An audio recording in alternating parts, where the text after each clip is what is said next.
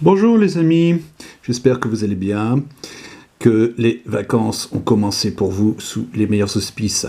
Alors, une nouvelle chronique horlogère consacrée encore à la grande marque française d'horlogerie, LIP. Et cette fois-ci, après la LIP Chrono Type 10 Mermoz, après la LIP type 18 Churchill, nous allons nous intéresser à la LIP R147.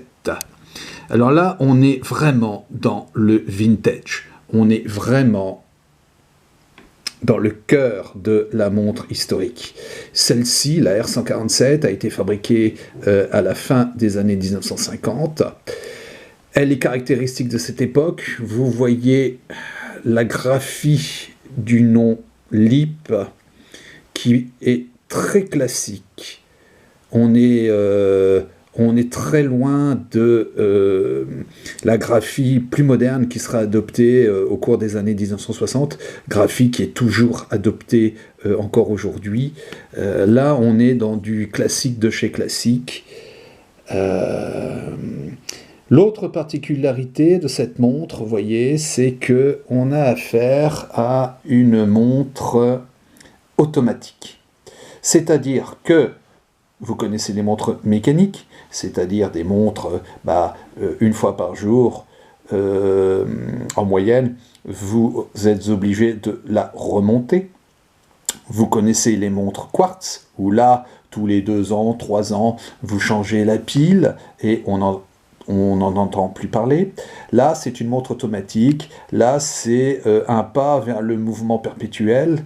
Pourquoi ? Parce que cette montre, tant que vous la portez à votre poignet, elle se recharge automatiquement.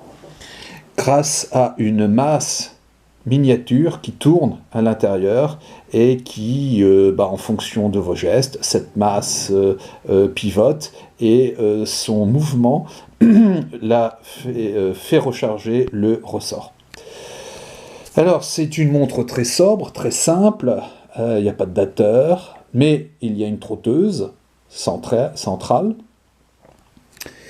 La boîte est classique, elle est en plaqué or. Alors, cette montre a été portée pendant une trentaine d'années par son propriétaire, qui l'avait adoptée au point de ne porter que ça.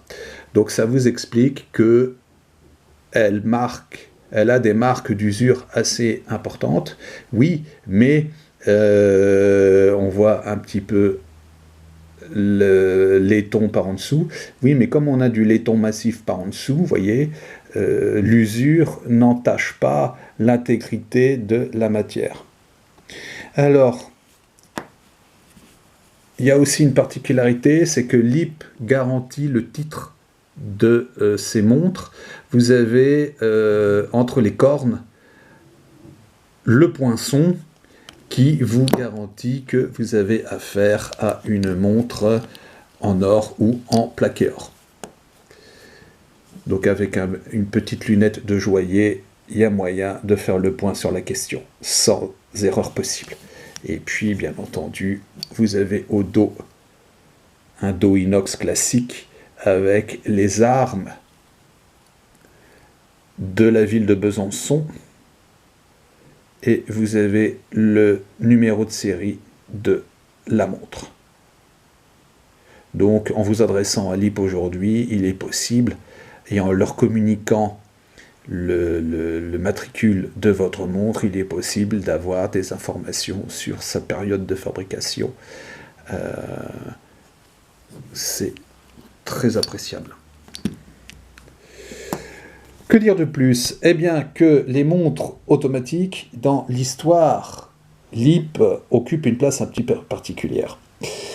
À partir de la Deuxième Guerre mondiale, de la fin de la Deuxième Guerre mondiale jusqu'en 1971, LIP est dirigé par Fred LIP, qui est plus qu'un héritier, c'est un véritable visionnaire, c'est un véritable capitaine d'industrie. En plus, c'est quelqu'un qui a une personnalité assez forte, donc c'est quelqu'un qui irrite ou quelqu'un qui fascine. Toujours est-il que Fred LIP cherche à atteindre une certaine excellence pour ces montres. Donc, il va orienter la marque vers un programme de recherche ambitieux. Ce programme de recherche va se tourner vers la montre électrique.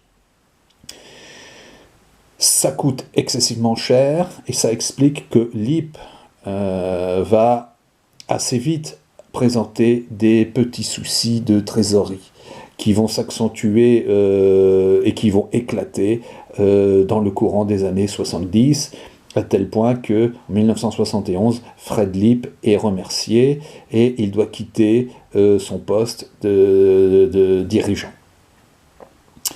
Toujours est-il aussi que ces montres électriques, en fait, c'est le jalon qui va culminer en 1969 avec la sortie de la première montre à quartz.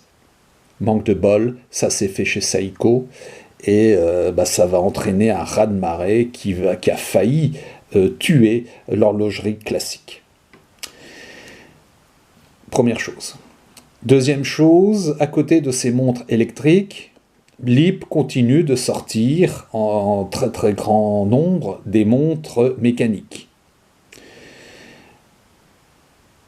Donc, entre les deux, les montres automatiques occupent une place vraiment très, très particulière.